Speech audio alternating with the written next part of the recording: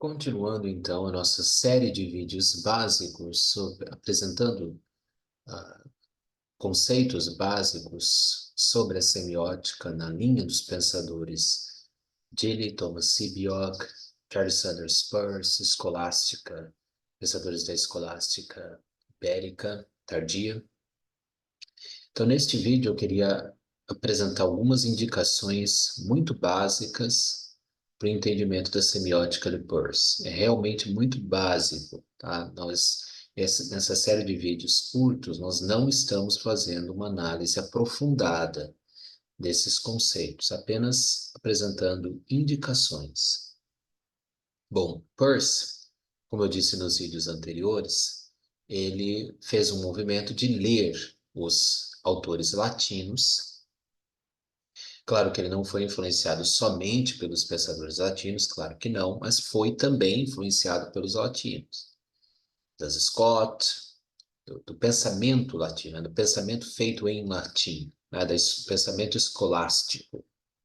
Então, das Scott, os modistas, que foram gramáticos medievais, que estudaram a relação entre o modo de ser, com o modo de conhecer, com o modo de significar, e também o Peirce leu os conimbricenses, que foram os professores do João de São Tomás.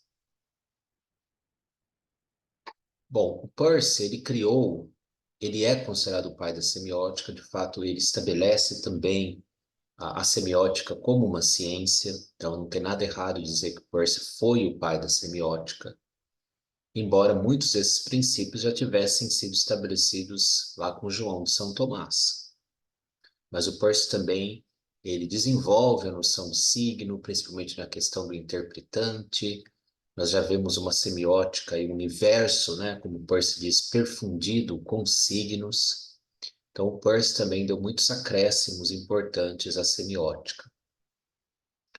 Dois pontos são interessantes para se compreender Peirce. Primeiro, as suas categorias e depois os tipos básicos de signos que ele apresenta.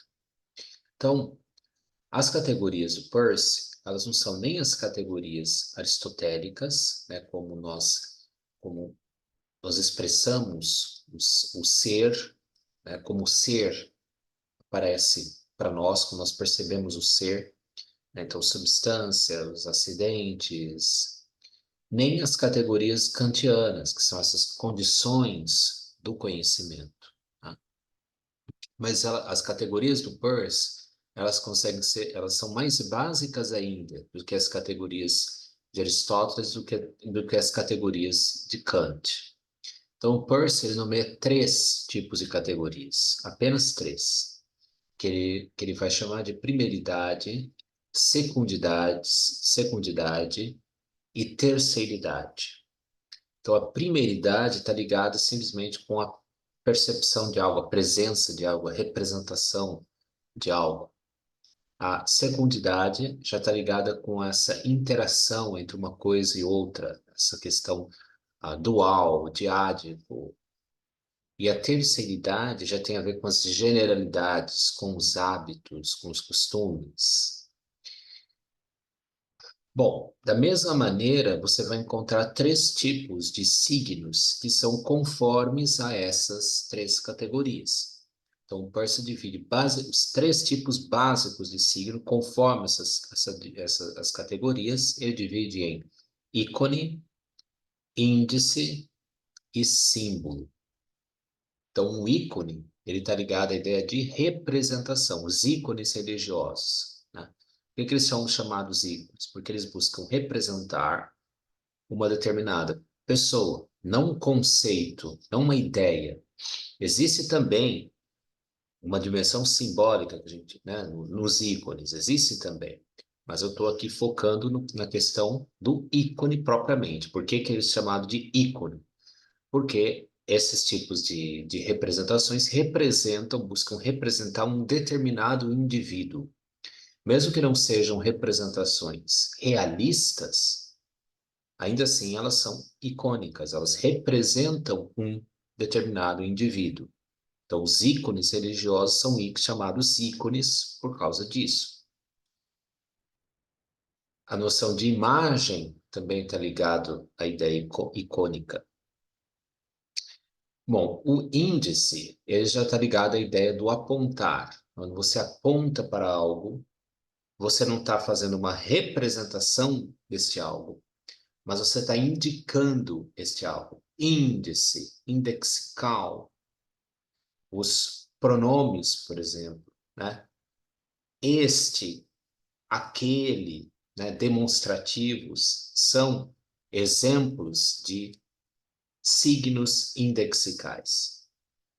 E por último, tem-se os símbolos, que são muito importantes de serem compreendidos, que caracterizam também o ser humano, embora existem símbolos pré-linguísticos no mundo animal, mas o uso do símbolo é característico do ser humano pelo uso da linguagem.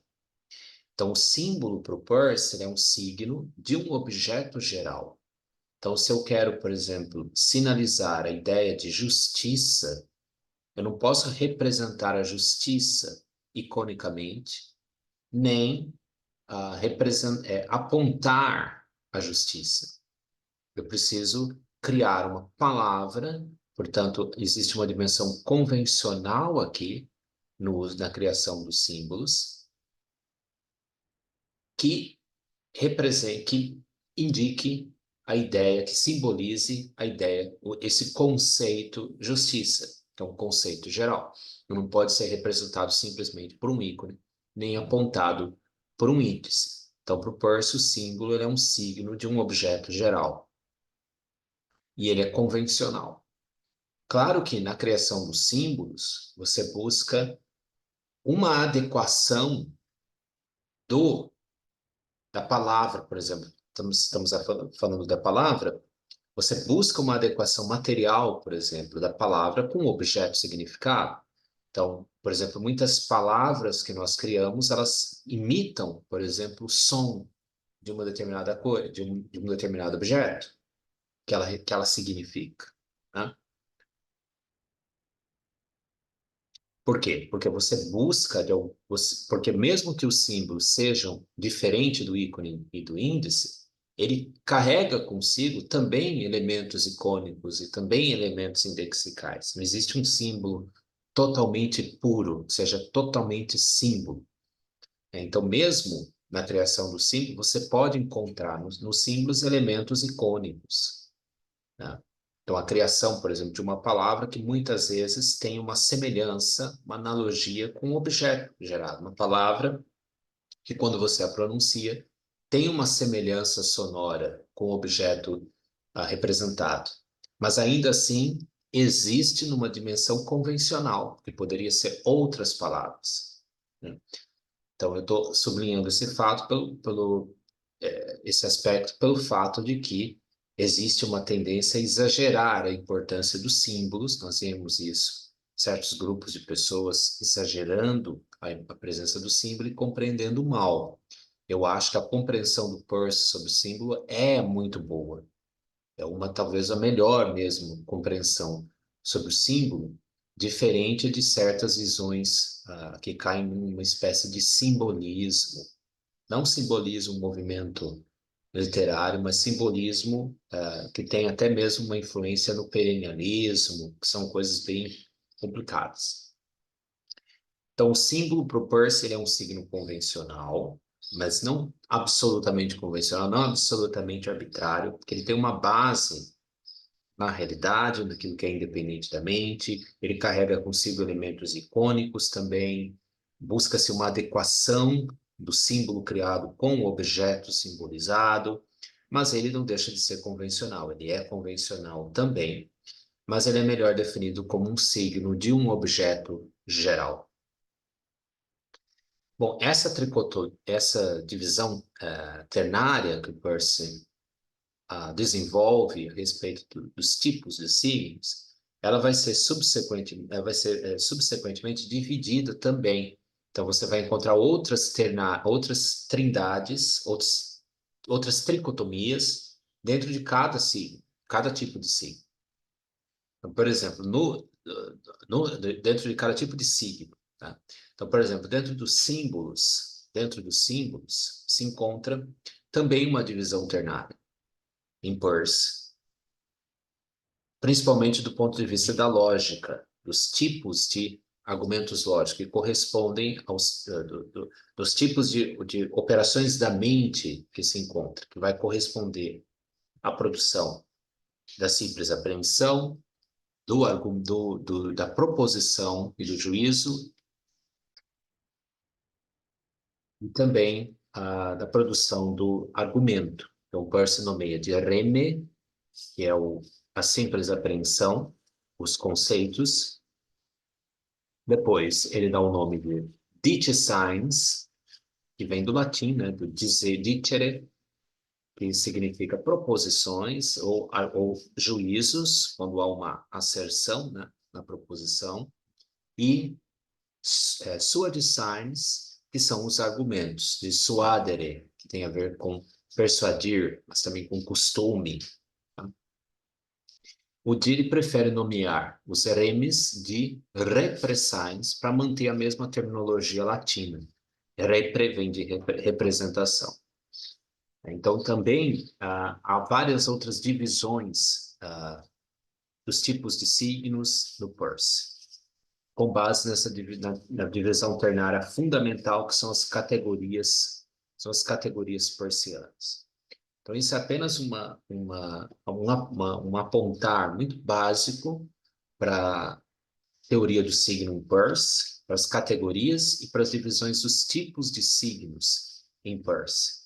E a pessoa que vê esse vídeo e estiver mais curiosa, ela pode, posteriormente, com base nisso, aprofundar o conhecimento dela sobre a semiótica do Charles Sanders Peirce.